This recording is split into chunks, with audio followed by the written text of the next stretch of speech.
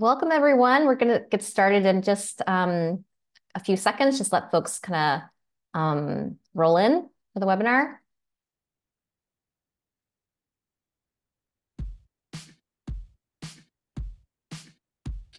Smooth like butter, like a criminal undercover. Don't pop like trouble, breaking into your heart like that.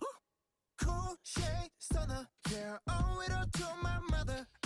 Hot like summer, yeah, I'm making you sweat like that. Break it down. Ooh, when I look in the mirror, I'm not too hard to. Great. Hope folks are settling in. We're going to start in about 30 seconds or so. Hope you're enjoying a little bit of BTS on this Wednesday morning.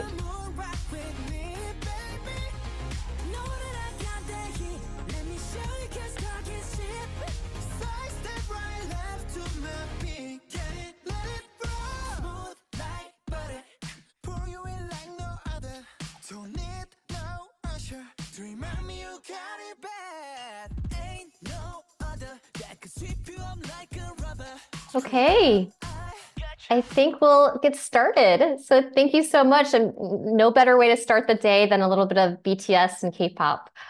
So good morning, good afternoon, everyone. We are so excited to kick off our APIP advocacy series and just delighted to see interest in this topic from across our network. So my name is Courtney Chappell. I use she, her pronouns, and I'm the VP of Membership Programs here at APIP. APIP is a national affinity organization that really strives to be a bridge between AA and HPI communities and philanthropy.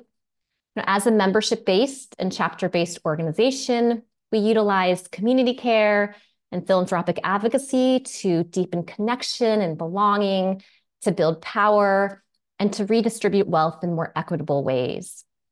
So as part of our work, we are thrilled to launch a 4-part advocacy series over the next few months to really build the foundation and knowledge about advocacy across our network, to deepen relationships across sectors, and to provide space for just ongoing and collective learning. We really want you to leave each session just feeling super energized and also see yourselves as key change makers within your institutions and in the sector. So at this first session, our hope really is to just demystify advocacy, right? Like break down what advocacy looks like in practice and why and how philanthropy should engage in advocacy work. So quickly to give you just a glimpse of the rest of our advocacy series, our second session is going to be held on April 23rd, and this will be a little more tactical. So we're going to focus on kind of the IRS rules and legal parameters related to advocacy and lobbying in particular for public and private foundations.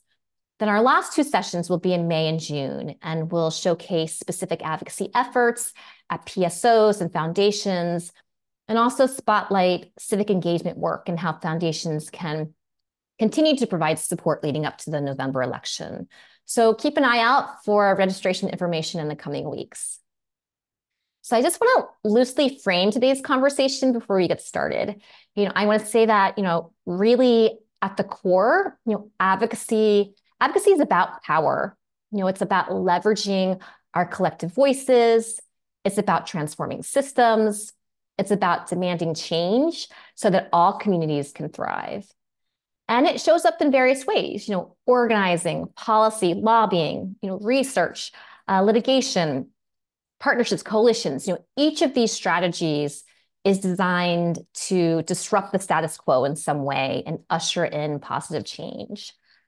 So as a sector, with resources, with leverage, with influence, philanthropy can really pave the way in systems change work.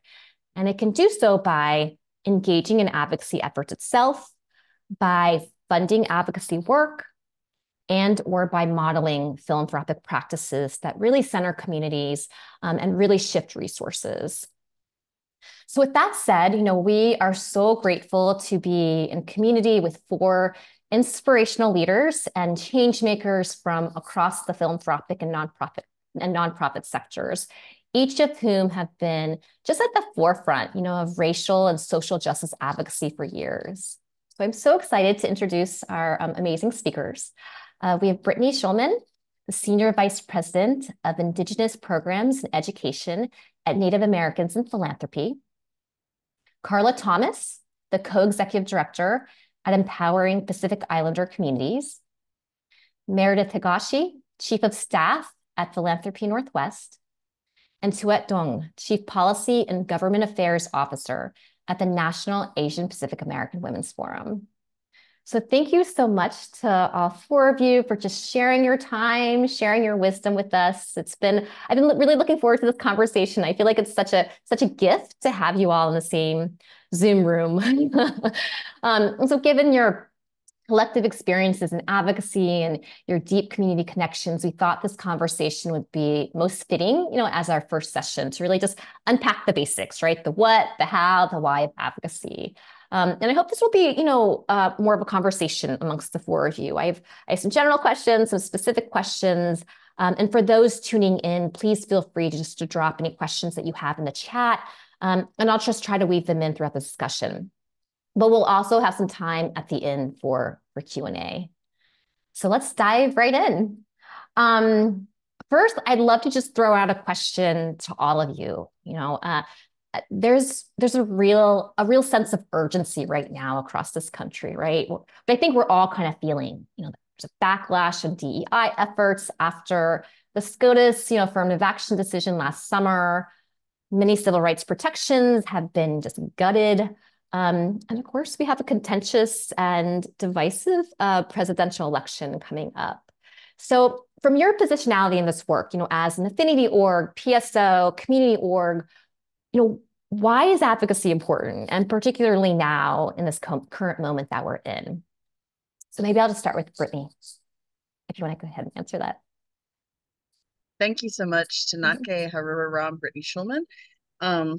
She, her pronouns. And for us, advocacy is always important. Native people spend the most time at the Supreme Court, and that really has to do with the fact that we are citizens not just of the United States, but of each and every one of our individual tribes. And so there is a government-to-government relationship that lends itself to Native peoples always being political in these spaces and in these times. And what we do know is that when we are not advocating for ourselves, when we are not talking about our self-determination, our tribal rights, our sovereignty, that folks will forget, because unfortunately our United States government education system does not teach history and the full context of American history that includes us, includes our governments, that includes our contributions, not just in the past, but also currently. So advocacy is always important. It's always so important to make sure that our folks are able to say what it is we need and hold people accountable to what they said they would do. And at the end of the day, that's really what we hope is, as we're moving into this next presidential election, that we're holding folks accountable to what they said they would do for us as their constituents. Thank you, Brittany. Yes, absolutely. This being visible, right? Making sure that our histories and our identities aren't erased. It's really the core of advocacy. So thank you. Karla, would you like to go next? Yeah, similar to Brittany's sentiments, advocacy is just ingrained in our communities because of the histories that we have with the U.S. And we will continue to advocate for our communities until we are absolutely thriving, until our folks are liberated, until other communities alongside us are also liberated. I think too that advocacy is especially important because a lot of our folks are currently feeling some apathy this election year. And so we need to, ground ourselves again in why it's important to advocate for our communities, because the issues are not getting better. As you mentioned, Courtney, things are actually going backwards in policy. Yes. So what are we doing to make sure that any policy decisions made from here on out are informed by our communities?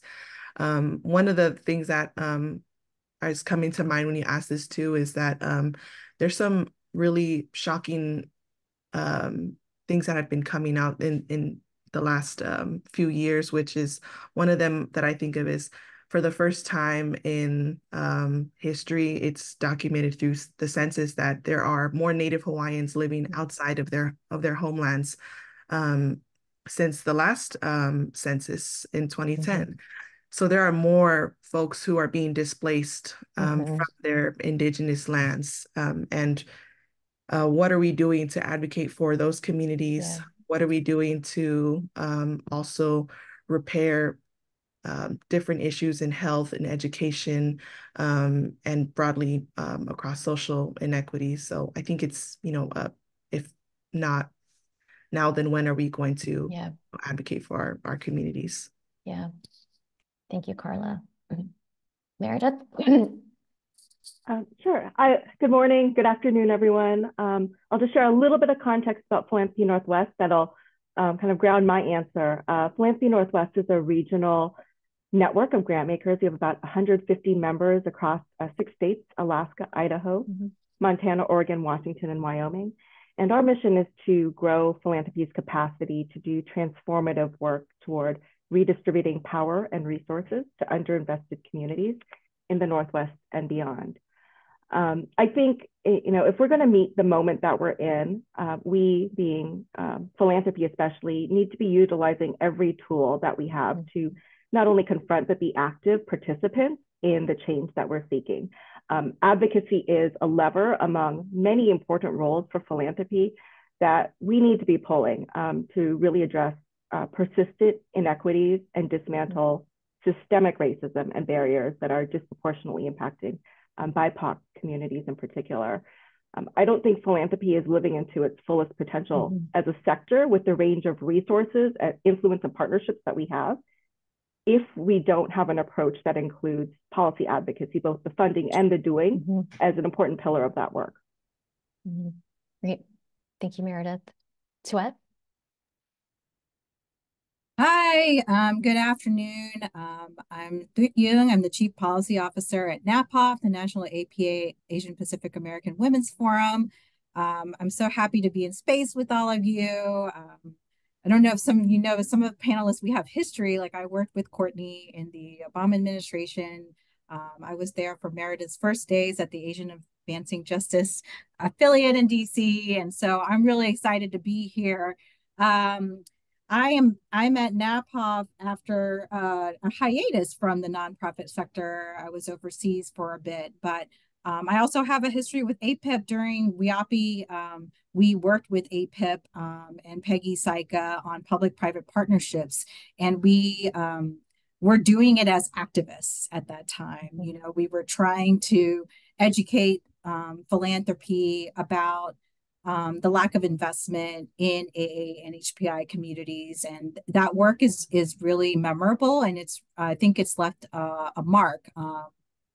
And I worked with Mia Saika Chen also on kind of in making sure that investments were made in Gulf Coast communities where AA and HPIs were long not known or ignored during the Katrina years and British petroleum oil spill. And so I think APIP is a great space to talk about lack of investment in AA and HPI communities, but also about equity inside philanthropy and each of the institutions as well. So when we talk about advocacy, we're not just talking about government systems, we're talking about the corporate sector, we're talking about boards of trustees and those types of systems as well. I think for NAPWAF, the moment hasn't been more urgent. When the Dobbs Supreme Court decision came down and took away our right to abortion, I was in Korea and I felt that decision like a bolt of lightning in my system. So I think we have a lot at stake this year. Reproductive justice for women of color is really critical. I think in some of the conversations we're having still amongst the women of color organizations, some of us are just saying that Asian women, AA and HPI women, are just the forgotten, invisible segment of kind of a lot of the disparities conversations. And it's sad. And this makes it more critical for us to raise our voices this year. It makes it more critical for us to ensure that access to healthcare and access to healthcare for immigrants is a prominent issue if and when a federal abortion bill is introduced, because the reality of it is that when Dobbs came out, the healthcare landscape for immigrant women, AA and HPI women, was still pretty bad before Dobbs. Yeah. And so we have the opportunity now to reimagine a better world post-Dobbs. It's not just restoring Roe, but it's something much better for all of us, for women and girls. Yeah. And so that's why we need advocacy. So yeah, I'll stop there. No, thank you. Thank you, all four of you, for just your thoughtfulness, and something that you said, Tuyet, earlier about, advocacy is really, it's systems change work, not just externally, like looking at governments, also internally focused as well. Something you referenced to, Meredith, right? It's about looking internally at philanthropy, like what changes could be made here to, ensure that there's more equity in our communities, and our communities have resources so they can have their own self-determination, and so that they can thrive as well. So thank you for setting, again, that context. So I want to circle back to you, Brittany. NAP is similarly situated as APIP in this work, I think. We have a lot of overlaps. You all cultivate connections between Native people within philanthropy, and also uplift Native voices and priorities with funders. And you referenced this a little bit when you shared your response, but could you talk more about how your unique positionality really sets up NAP to advocate for systemic changes within the field? And please just feel free to share any examples of programs as well. Absolutely. Thank you so much. I think one of the things we really learned when we were at our conference in Seattle in partnership with APIP was just how similar our communities really are, that there is a unique diversity that happens that folks are not aware of, that just how diverse, how all over the United States, that we're not just in certain pockets of the world, that we have a lot in common, and a lot of the issues that we also face when it comes to invisibility are very similar. At NAP, we really take a bifurcated audience approach. So while we do speak to philanthropy and speak often about the issues and the strengths that our people bring, we also are talking back to our communities and educating them on the sector, because it's not necessarily, at least in our experience, many of our folks who have entered into the philanthropic sector, it wasn't like their first job choice. This wasn't like, I'm going to go be a philanthropist. That's not really something that comes out. Often it was the roles that they were in that led them to this place, and them being able to see like, oh, this is another lever for me to support my communities. So one of the ways in which we are trying to address that is through our Native Youth Grantmakers program.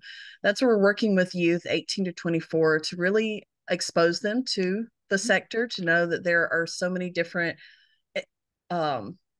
opportunities, that there are many relationships to build, that there are just and a lot of really good people who want to be advocates and allies and just need that opportunity to be that. So with our Native Youth Grantmakers program, not only are they learning about the sector through building relationships and networks, but they're also learning about philanthropy from an Indigenous perspective through Native Voices Rising, which is our Indigenous Participatory Grantmaking program. And that really is an opportunity for them to recenter and understand, like, if we're talking about philanthropy, we're also talking about how it interacts with our communities, or how we've always been interacted with philanthropy, not necessarily the system, but how it can also shift, and it doesn't have to be in the way it is. So we often talk about the 5 R's of Indigenous philanthropy, which really center on relationships, understanding that we are all related, and that relationship isn't just between humans, it's also between land. That's one of the reasons I don't think it ever really got across around land acknowledgements. We're not acknowledging the place that people were. We're acknowledging a relationship that that folks have a relationship to the place that they're in. And we all have that relationship. It's not just Native peoples. It's not just the Indigenous peoples who are there. And each of those relationships have a responsibility. So if we're saying that we are in relationship, if we're calling each other sisters, then we have a responsibility as sisters to take care of each other. No, like, hey, maybe you don't go there, or hey, I heard this, or let me tell you this new thing that I just learned. It's that responsibility to one another. There's a responsibility to care. There's a responsibility to make sure that we all have what we need. And those responsibilities are reciprocal in nature, which is the third R, that it's not just one person who's doing all the offering. It goes back and forth. And just pointing out again, land, if we call Earth our mother, we have a responsibility to our mother to take care of her, to make sure she has what she needs. She also has a responsibility to us to feed us, to care for us. So that reciprocal nature of those relationships also leads to redistribution. And when we talk about redistribution, it's not just about money, wealth. Yes, love that too. Want to make sure that that's being redistributed, but also about knowledge, information, relationships, being able to move that back and forth. And all of that is centered and rooted in respect, knowing that we, as human beings, as creatures living in this place, we all have a belonging, a need, and a meaning and a purpose. So that's really, when we talk about shifting philanthropy, that's where we want to get to, that it's not just a transactional relationship as much as it is about understanding and seeing each other as human beings, and knowing that we affect each other's lives and that we have the opportunity to continue to do that. Great. Thank you, Brittany, so much. Just thank you for sharing sort of the values that ground your work and how you approach advocacy. And I love this idea of just true intergenerational leadership, and how you're really building that out and passing these values from one generation to another. I think there's so much that we can replicate and learn from. So thank you. So Meredith, I want to jump to you. When you joined Philanthropy Northwest, the organization had a nascent advocacy program. You brought so much vision and experience with you to the organization. Could you talk about how you built up the advocacy program there? Are there any tips you have for folks who might be considering doing the same at their institutions? Are there things that folks should think about? And I just want to note that AAPIP's advocacy series is very much inspired by the work you created at Philanthropy Northwest. Thanks, Courtney. So I joined Philanthropy Northwest about 6.5 years ago in 2017. And when I started at the organization, there had not been an in-house staff member focused on public policy and advocacy for many, many years. So it was really an opportunity to kind of re-envision what that work could look like for the organization. I think the first thing for us was building my role into the organization to create that space and visibility and recognition that, public policy and advocacy was a critical component of the work that we would do to have the most meaningful impact with our network and for our communities. So my role was the first, and since then we've built out to 3 public policy and advocacy staff members. But 6 years ago, we started by creating, really assessing and then creating internal mechanisms to support our engagement in public policy and advocacy. We have a public policy committee on our board, and we worked on a filter, which is the way that we could review and assess opportunities to engage on policy issues in a more sort of strategic way. And then I worked with my program colleagues, my communication colleagues, whose roles within the organization and at philanthropy serving organizations generally were kind of much more deeply institutionalized. But I worked with programmatic and communications colleagues to really assess what we are currently doing and offering, and starting by seeing where we could add a new lens or layer in how we were talking about our work, in kind of thinking, okay, well, we're talking about an issue and how it impacts, philanthropy internally. What is another, what are some ways we can start to branch out and talk about, its broader impacts, and who beyond philanthropy we can be partnering with and trying to influence. And then the last thing I'll share, somewhat, related to what Brittany was talking about, was just the real importance of developing relationships and being part of peer networks, learning from other colleagues in the philanthropic sector who were also starting at the time to branch out into more advocacy work, and kind of learning best practices and testing approaches with colleagues. Yeah, no, again, congratulations on sort of the program that you built out there. It is really, really comprehensive and impressive. And I love what you're saying, like to thinking about advocacy or policy work, not a siloed, right? It really is deeply connected to communications, to other work happening in a PSO or your foundation. It's also cross sectors, right? It's not just like this one area over here. So thank you for uplifting that. So we'd love to just shift perspectives a little bit and turn to our community partners. Karla, just big congratulations again. I think EPIC is celebrating its 15-year anniversary, and we were just talking about the amazing, beautiful logo that was put together by a local artist. I was wondering if you could share a little bit more about EPIC's vision and also culture-centered advocacy. What does this look like at EPIC, and how could this potentially be a model for engaging in advocacy work more broadly by other orgs? Thanks for the question, Courtney. I really resonate with this theme that Brittany and Meredith have been discussing about relationships, reciprocity. That's one of the values that guides our organization-wide work, of course, including advocacy. In the Tongan language, it's Tauhiva in Samoan, because I'm Samoan, we say Teuliva, Teu meaning to nurture and Va meaning space. And to nurture that space that connects us, showing reciprocity is really important to our advocacy work, whether that's working with our actual communities who determine what our priority issue should be, or developing a leadership pipeline of folks who can ultimately be advocates on behalf of our communities.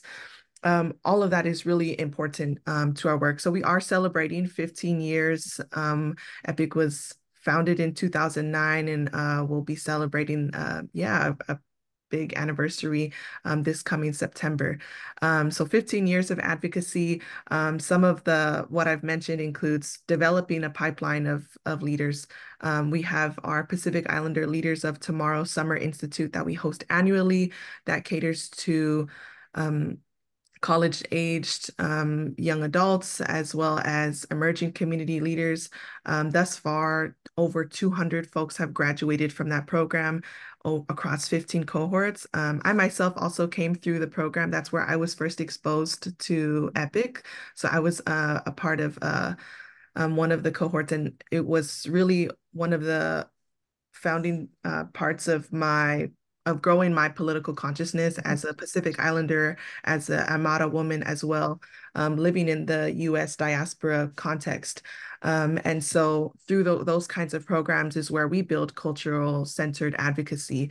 We use the teachings of our ancestors to understand why and how to do advocacy work. We learn how to determine what our values or our priority issues should be, not only based on mainstream information like data that comes from the census, but gathering real life stories from our communities, because that's traditionally how we share information, is orally, is passed down from our elders. That's how we come to determine. So that's what I think about when I, think of the culture-centered advocacy work that we do at EPIC. I also think of how when we do work with communities, that it's important to also implement Indigenous values, which are including things like, simple but are really meaningful, is, meeting people in person, meeting people where they're at. And this virtual remote format isn't always the best way to build relationships with people. You kind of have to be in the room with someone to feel the mana, to feel the spirit, to build trust with the folks that you work with in order to put meaning and also build the drive within people to do advocacy work. To me, also, it means feeding your people wherever you go. That's super important. definitely don't want to be, don't want to turn people off by not bringing food to any event. But that's really important to our work too. Mm-hmm. I'm thinking of one instance in the past year, we were focusing on a specific region in California and Sacramento. There are a ton and growing population of Native Hawaiian and Pacific Islander communities in that region that are closest to our legislators than anyone else in the state, but lack in so many resources for youth, for immigrants, for older generations too.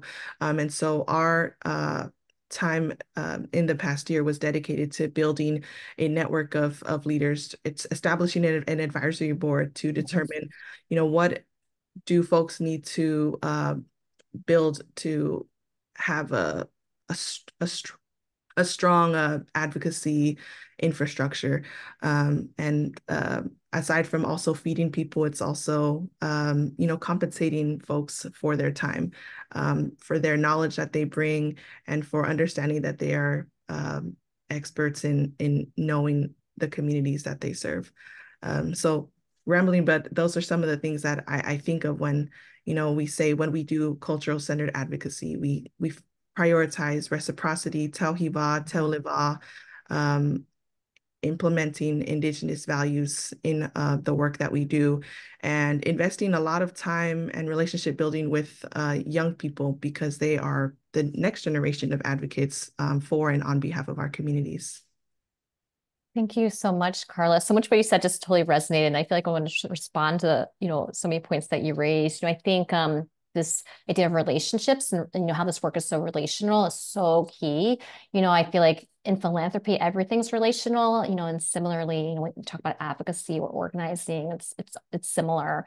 And that what you said just about, really advocacy is also really about supporting the political identity of those within our communities as well, right? And I'm thinking to just AA and HPI communities, right? And the affirmative action, so many of the plaintiffs in those cases have been Asian Americans, and wondering like how we as a movement have maybe, failed in like the political education and movement work and supporting those, in the broader AA and HPI community. So just thank you so much for uplifting and reminding us that advocacy is also about just viewing the full humanity of all of us and seeing the full humanity in all of us.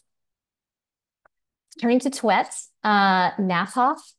It's the only multi-issue AA and HPI women's org in the country. And I know you all have different, you utilize different strategies to empower our communities, organizing, policy, research. I was wondering if you could talk about how you see these different strategies connecting with one another. You mentioned this a little bit, in your opening remarks, but if you could talk a little bit more about, how these overlap and any examples that you want to share. And again, like you talked a little bit about your repro justice work and how that's been so central for AA and HPI women's identities. So yeah. Yes, we definitely are trying to build an infrastructure for effective campaigns that really pull together communities in the field to uplift their voices for policy change. And we have a field component in Florida, Georgia, New York, and we've also subgranted to strategic partners in Virginia and Texas, with more to come. We also have a research strategy to develop and advocate for more research about AA and HPI women, specifically with regards to women's health and reproductive health care. There's not enough data in our communities to support some of the policy strategies that we're advocating for. And then with regards to policy, we meet with various government entities in terms of Congress and the administration on various key issues. But I do, and all of that ties together in campaign work. And it's all very complex, and it's sometimes messy, I think. And I think where it hit the rubber hits the road is what my fellow panelists are talking about is the human element, because some of the structures set up by mainstream advocacy and government are dehumanizing, I think. And so, and deculturalizing. And so we continuously do have to lift up culture and identity in this very harsh, hostile environment to it. And, I do want to harken back, NAPWAF, for many of you don't know, we are hitting our 30th anniversary, and many of our founders, like Helen Zia and many other notable individuals, came together at the Beijing Conference on Women, because it was a lot of women, and the AA and HPI women didn't have that space, and so they had to go and find their own space. And NAPWAF is born out of that idea that we do want to create that political home for AA and HPI women, and we try to do it in an egoless way as much as possible, and trying to lift up communities rather than just our name. Like, really, I want to work myself out of existence. I truly do. I would love to do that. And so we bring our AAPI Gender Justice Collaborative partners to DC to advocate with us, in the hopes that, and also the community storytellers as well, in hopes that they also lift up the policy agenda as well. And so I just want to make sure that I underscore that too, is that I think that you had some also questions about advocacy and dispelling some myths about that too. And there's some nuts and bolts to what we do. But in the next few years, we definitely want to go deeper into our strategy and power building in the field, and developing a leadership pipeline with regards to organizing the field. And so hopefully we can work with philanthropy to do this as well. And as someone grew up in Texas in the South, there are so many different places to grow that infrastructure, so that we do build that political home and build that power for AA and HPI women too. Great. No, I hear that, and just your whole idea, like working ourselves out of existence, like, oh yes, like that is sort of the long-term ambitious vision, right, for so many of us. And I think what you said about advocacy being messy, that's a great segue into the next question I have for all of you.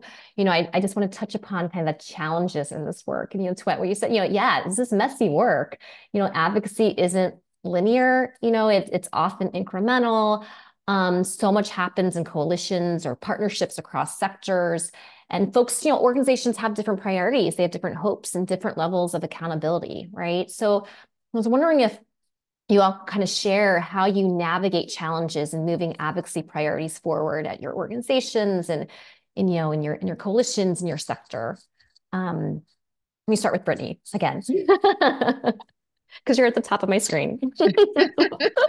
No worries. I just want to underscore working ourselves out of a job, because I would love to be in a place, in a space where we don't have to educate folks about who we are, that we that it's known and that it's understood, especially in this world that we live in. But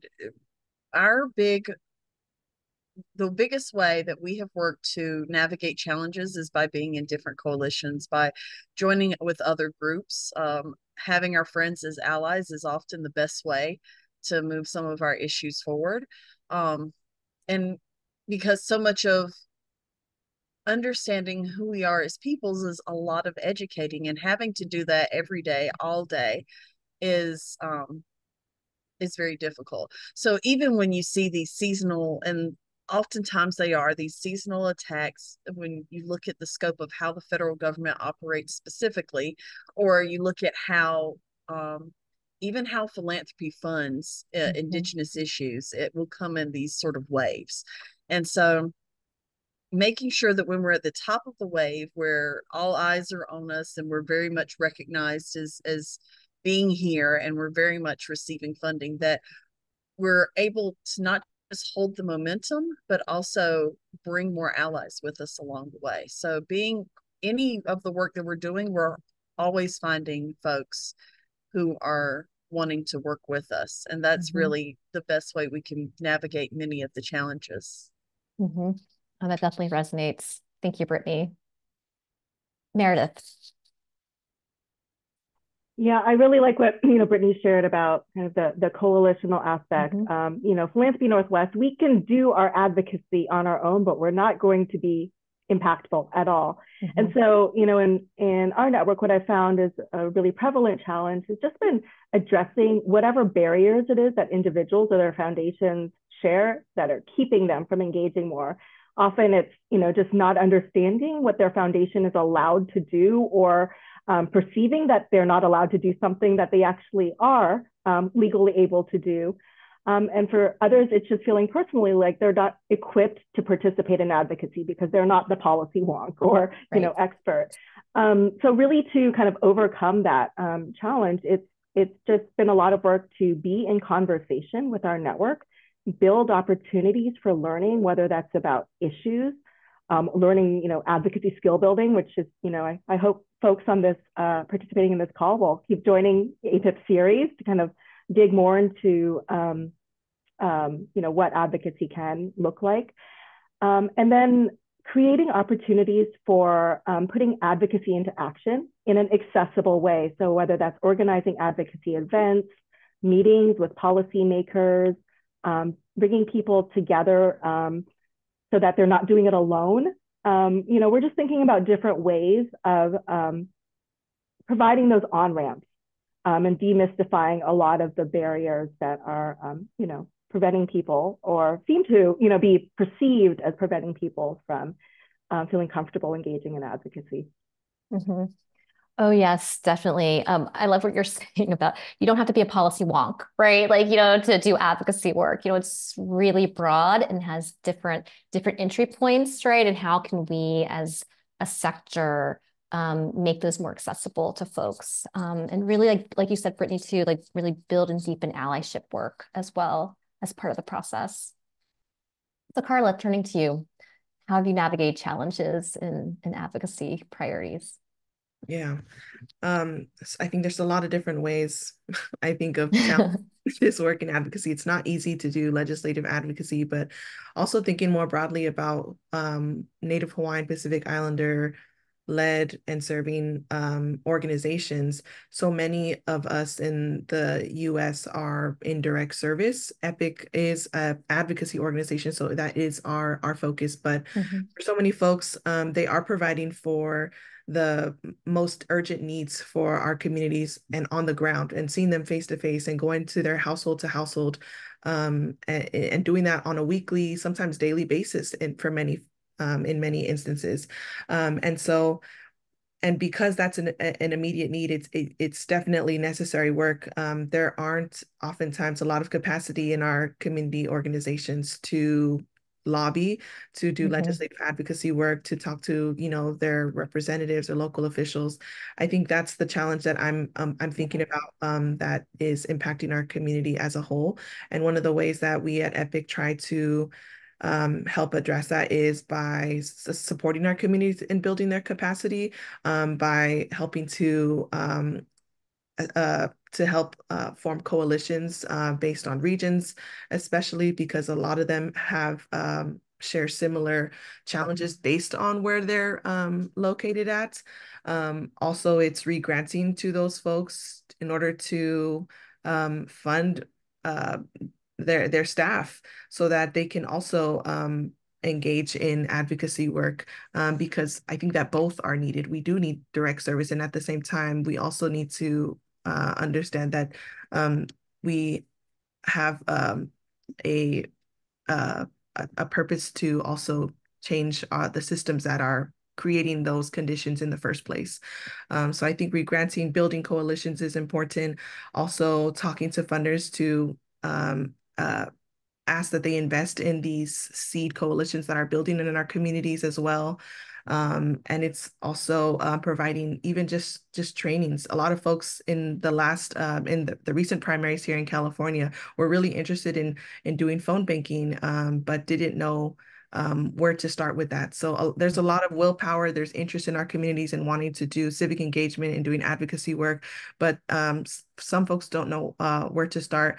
And they are that's where we try to bring in our staff to either help facilitate discussions with the folks that they serve, support their staff in developing those kinds of programs, et cetera. Mm-hmm. No, thank you for uplifting that. Like, I feel like, Karla, there's that constant tension, between like the direct services, the immediate needs, right? And then the long term, like you mentioned, like the long-term change. And thank you also for just sharing where the gaps are and where funders can really help fill some of those needs and gaps, right? Like what we can do to help, to allow like organizations to continue providing the, daily care, but then also thinking more long-term and strategically about, like, just like what you said, how to actually disrupt those conditions from taking place in the first place. So thank you. Tuyet, do you want to talk about challenges in moving advocacy work forward at NAPWAF and just in the movement, the sector? Yeah, I think, and we've been thinking about this deeply in terms of, as we have done a nationwide search for our chief development officer at NAPWAF, and we were talking to our candidates about equity, not just in the movement, but in investment. And so when you have large mainstream organizations saying that they're serving women of color, but then they're not including you in the strategy and stuff, we're constantly having to pay catch up because they fundraise based on that strategy. Mm-hmm. And so that is investment that could go to organizations like AAPIP as well. But we have large mainstream white women-led groups that are doing this. And so they are very robust. They are very well funded. And they're going to probably bring forward legislation that doesn't include our communities, despite the fact that they're raising money on behalf of our communities. And we're constantly having to play this catch-up game of reacting and trying to advocate within the movement for our issues. And so this is the kind of circular challenge that after 2 decades of being in this work that, honestly, that I see many of us grappling with often. And that's what I see also with many of the organizations that are in direct service and then those that are in advocacy. And so how to kind of dismantle the system and shake it up, like DEI is not enough to do it, right? I mean, this is like a century of different systems being built, by white leaders. And so they've embedded oppression into our charitable structures, into our C3 sector. And so we're just kind of churning in each other. And so finding the different ways to break out of it, finding the different ways to do the work so that we don't perpetuate that, is really what I want to do, during my time at NAPWAF. And so, that's, whatever way I could do it differently so that, the communities that I work with don't feel like I'm perpetuating it is what I want to do, and not be so reactive to all these systems that continue to who benefit from us being disadvantaged in some way. So yeah, that's what's popping up to my head. I know it may not be the most popular thing to say right now, but someone was saying that there's like a book about how to be comfortable with people disliking you or something. And I was like, I need to read that book because I'm saying all the things that are not popular. But that's what I'm thinking about right now, because this is the root of why we keep chasing ourselves in a circle. Thank you. No, thank you for saying what you think is are unpopular, concepts, which I think we all felt, doing this work. And it is challenging, personally and professionally. So thank you for naming that, Tuyet. I do want to invite folks to drop any questions that they have, yes, into the chats. I know we're coming up a little bit on the hour, so please feel free if you have questions or feedback or thoughts. Otherwise, I will just continue because I have a lot of questions. I want to circle back to Brittany and turn to kind of research, as an advocacy strategy. I think that, we all know that data really anchors so many decisions, so much movement that happens in philanthropy. So wondering if you could talk about how NAP leverages research, leverages data to shape advocacy priorities, and how you all are really trying to push to decolonize research practices. Absolutely. It's so interesting when you see these polls come up or you see these different things and they're laying out like, this is how different people believe, but there's never or rarely ever a native category, or we're othered, or we're something else, or we often laugh at it because that's what you do when you see your oppression, is laugh at it and then figure out ways to make sure that we're always included in data. We're often called statistically insignificant, even though we have a large population, a diverse population, and the methods through which data collection often happens doesn't take into account the nuances of our communities. And I will say that not just for Native communities, but for all communities. There isn't a room or space for nuance to really understand how or why those questions that are being asked are not necessarily getting to what some of the issues are.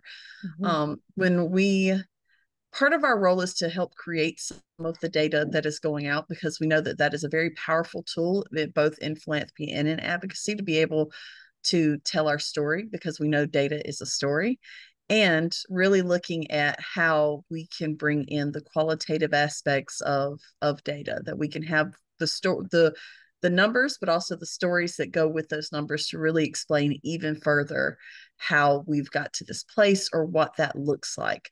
So what we often advocate for philanthropic institutions to do is to look at their own data and how are they collecting it, or how are they telling the story that they want to tell, or does their data tell a completely different story than what they keep saying they're doing. Often that's what they'll find out as they're looking at who they're granting, if they're, and to Tuyet's point earlier, who they're granting to in terms of supporting different causes often isn't aligned with where their funding is actually going. So really looking at how individual philanthropic institutions are collecting their data and what they're wanting to do, and ensure that's in alignment. Because often it is so siloed out, and it doesn't have to be. I'll stop there.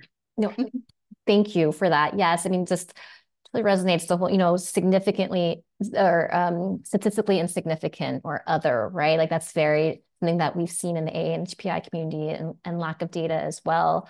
And I love the whole idea that data is a story, right? You have these numbers, and so often it's just the numbers, but the stories are just left out or erased. So thank you for uplifting that. So I don't see any questions in the chat box. I'm going to ask one last question and then a question for everyone to kind of close us out. Karla, just wanted to circle back about the election. This is 2024. It's election year. November is coming up really quickly. Civic engagement, and you touched upon this a little bit earlier, it's just an important advocacy tool to building political power, to building community power. And I wonder if you could talk a little bit about the different ways in which EPIC is really making sure that NHPI voices are counted in this year's election. Yeah, that's a great question. Like you said, this year's big in politically for our communities and for everyone in general. I think for us, what's important and priority is that we're making sure that folks have access to resources where they can do their own civic engagement work in their own states. It's also important to recognize that while there is the presidential elections, that local elections are also just as important, if not more impactful to folks living in those jurisdictions. So we provide, as I had mentioned earlier, want to support folks with regranting. Oftentimes, folks are still building their infrastructures. We are, I've been in a lot of instances where, our folks are building the canoe or riding the canoe while we're building it. So how do we support those efforts? And I think that that's entrusting the folks across the U.S. to do that work and to determine for their own communities because, NHPIs are so diverse. We have a lot of, for instance, Marshallese folks who live in Arkansas, of course, are Native Hawaiians in Hawaii, but also growing in other states as well. And so I think this year it's really important to support those folks and organizations who can reach those communities the best. Yeah. Thank you, Karla. And I think our last session in June is really going to focus all on election and civic engagement efforts, particularly in AA and HPI and communities of color. So thank you so much. Okay, so we're about out of time, and I just wanted to throw out a final takeaway, final question to all of you, and just maybe answer in like 30 seconds or less. It's kind of a big question, I guess, but what role you hope that philanthropy will play in just long-term movement and advocacy work? So Meredith, why don't you go ahead and start? Well, I think, rather than see itself on the sidelines or as a tangential player, my hope is that philanthropy will see itself within long-term movement and advocacy work. And to be within, really starts with developing and cultivating meaningful and authentic relationships with networks and organizations like AAPIP and NAP, and then organizations like EPIC and NAPWAF who are really leading the work on the ground. It starts with building those relationships. And then, philanthropy just needs to, not only fund to support advocacy, but really emphasize the partnerships and voice that we can add for collective influence and impact. I love that. Tuyet? Yes. I was answering the question in the question box. Yes, thank you so much for doing that. I missed that question. Multitasking. I do appreciate the anonymous person who asked about that because I think it's the white feminist agenda that we are kind of butting up against a lot. And I think it came to the forefront during the Women's March fracas like many years ago, where there were not inclusion of women of color, gender expansive communities in the organization. And I think the Women's March has, as an organization, has evolved since then. And I think there is still kind of a reckoning in white feminist and white-led gender justice and reproductive rights circles of the inclusion of women of color and non-binary women of color as well into the agendas. But it's very slow moving. We work in collaboration with our Black RJ and Latina RJ. We are missing an Indigenous and other voices. And so we need to work on that. In terms of the lifting up women of color collectively, and I shared the link to Intersections of Our Lives, our small collaborative Latina Institute for Reproductive Justice, and In Our Own Voice, our Black RJ partner. And we try to do a few things such as a polling project for women of color on reproductive justice issues. And we do messaging in different languages. Based on that polling, that's going to be our election year strategy. And also kind of putting out a blueprint, policy blueprint together.